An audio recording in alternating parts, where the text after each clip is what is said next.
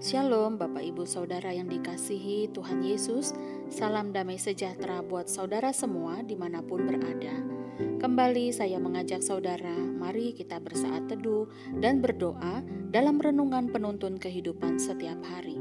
Kiranya Roh Kudus menuntun dan menyertai kita sepanjang hari ini. Tema renungan pagi ini, berjalan bersama Tuhan. Nats Alkitab terdapat di dalam 1 Petrus 2 ayat 9 sampai dengan 10. Demikianlah firman Tuhan. Tetapi kamulah bangsa yang terpilih, imamat yang rajani, bangsa yang kudus, umat kepunyaan Allah sendiri, supaya kamu memberitakan perbuatan-perbuatan yang besar dari Dia, yang telah memanggil kamu keluar dari kegelapan kepada terangnya yang ajaib. Kamu yang dahulu bukan umat Allah, tetapi sekarang telah menjadi umat-Nya, yang dahulu tidak dikasihani, tetapi yang sekarang telah beroleh belas kasihan. Bapak Ibu Saudara yang dikasihi Tuhan Yesus, ketahuilah bahwa kehidupan kita harus terkoneksi dengan Tuhan. Terlebih ketika Tuhan telah memilih kita menjadi umat kepunyaan Allah sendiri. Seperti halnya orang-orang besar yang beriman dalam perjanjian lama yang kita ketahui dari Alkitab, mereka berjalan dengan Tuhan. Pernahkah saudara merasa heran ketika kita membaca Alkitab bahwa orang-orang besar itu begitu mudahnya dapat mendengar suara Tuhan? Sebut saja ada Adam dan Hawa, ada Henokh, Abraham, Nuh dan Musa. Mereka benar-benar seperti berjalan bersama-sama, seperti dua orang biasa yang sedang berbicara satu dengan yang lain. Padahal kita tahu mereka adalah manusia biasa, bahkan mereka bukannya tanpa dosa. Saudara, dalam Kejadian 5 ayat 21 sampai dengan 22, dikatakan Alkitab, ketika Henokh hidup 65 tahun, dia menjadi ayah Metusala. Dan setelah dia menjadi ayah Metusala, Henokh berjalan bersama Tuhan selama 300 tahun. Kita tidak mengerti apakah ada alasan tertentu yang membuat Henokh memutuskan untuk mengabdikan hidupnya berjalan bersama Tuhan. Tetapi dalam kitab Ibrani 11 ayat 5 dikatakan bahwa Henokh menyenangkan hati Allah dengan imannya. Nah, bukankah sebagai orang percaya, kita sudah seharusnya menjalankan kehidupan yang menyenangkan hati Tuhan, terutama dengan iman kita, dengan kepercayaan kita kepadanya. Saudara, Alkitab juga mengatakan bagaimana Nuh berjalan bersama Allah. Kejadian 6 ayat 9 berkata, inilah riwayat Nuh. Nuh adalah seorang yang benar dan tidak bercela di antara orang-orang sezamannya. Dan Nuh itu hidup bergaul dengan Allah. Jadi, Allah melihat bagaimana Nuh menjalani kehidupan yang saleh dan penuh iman saat dikelilingi oleh dunia yang sangat jahat.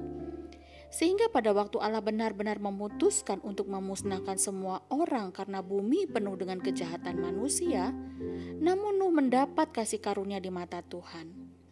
Saudara, dapatkah Anda membayangkan bagaimana perasaan Nuh ketika ia mengerjakan pembangunan bahtera yang begitu besar? Sementara pasti ada orang-orang di sekitarnya yang menganggapnya aneh. Pasti ada orang-orang yang merendahkannya. Pasti ada orang-orang yang mengejeknya dan menganggap apa yang dilakukan Nuh adalah suatu kekonyolan. Tetapi Nuh tetap taat dan melakukan semua yang Tuhan minta. Nah, yang menjadi pertanyaan, bagaimana Nuh yakin bahwa Allah akan menghujani bumi dengan air bah? Tentu saja karena Nuh mendengar Allah berbicara kepadanya.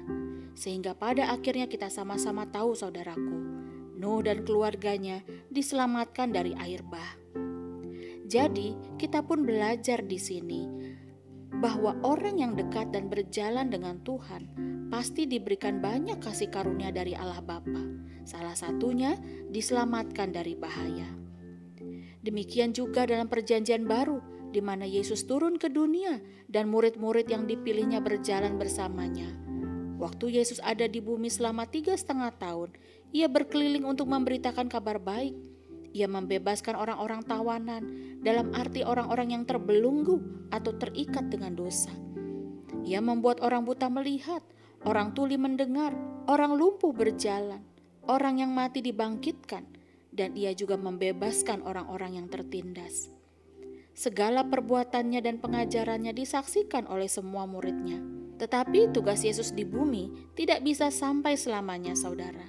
Itulah sebabnya Tuhan Yesus berkata kepada murid-muridnya dalam Yohanes 14 ayat 16, "Aku akan minta kepada Bapa, dan Ia akan memberikan kepadamu seorang penolong yang lain, supaya Ia menyertai kamu selama-lamanya."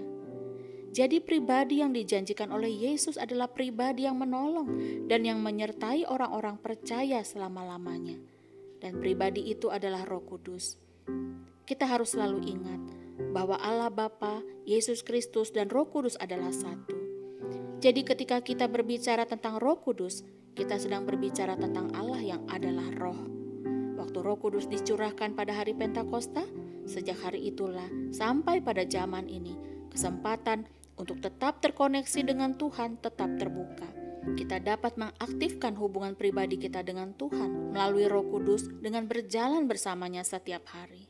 Saudara, salah satu yang menonjol yang akan dihasilkan dari orang-orang yang berjalan bersama dengan Tuhan, terlepas dari pendidikannya, terlepas daripada statusnya, kedudukannya, ataupun terlepas dari ketidaksempurnaan kita adalah ia membuat perbedaan dari orang-orang lain di sekitarnya.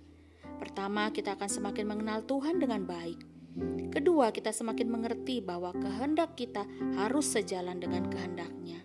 Dalam hidup, kita sering sekali sulit mengambil keputusan, saudaraku. Tetapi Mazmur 25 ayat 12 berkata, "Siapakah orang yang takut akan Tuhan? Kepadanya Tuhan menunjukkan jalan yang harus dipilihnya." Jadi, orang yang berjalan bersama Tuhan akan berusaha hidup menghormati Tuhan. Dan ketiga, kita percaya bahwa kasih karunia-Nya akan memelihara kehidupan orang-orang yang berjalan bersama Tuhan. Bapak, Ibu, Saudara yang dikasihi Tuhan, di akhir renungan ini, biarlah firman Tuhan hari ini mengingatkan kembali bahwa kita adalah orang-orang yang dipilih Tuhan, imamat yang rajani, bangsa yang kudus, umat kepunyaan Allah sendiri. Marilah kita menanggalkan segala sesuatu yang membuat kita tidak dapat berjalan bersama dengan Tuhan. Kita tahu bahwa Roh Kudus satu-satunya penolong bagi kita saat ini, yang akan menuntun dalam ruang batin kita, di mana Allah berbicara, di mana kita mendengarkan, di mana kita diajar untuk berjalan bersama dengan Dia. Amin.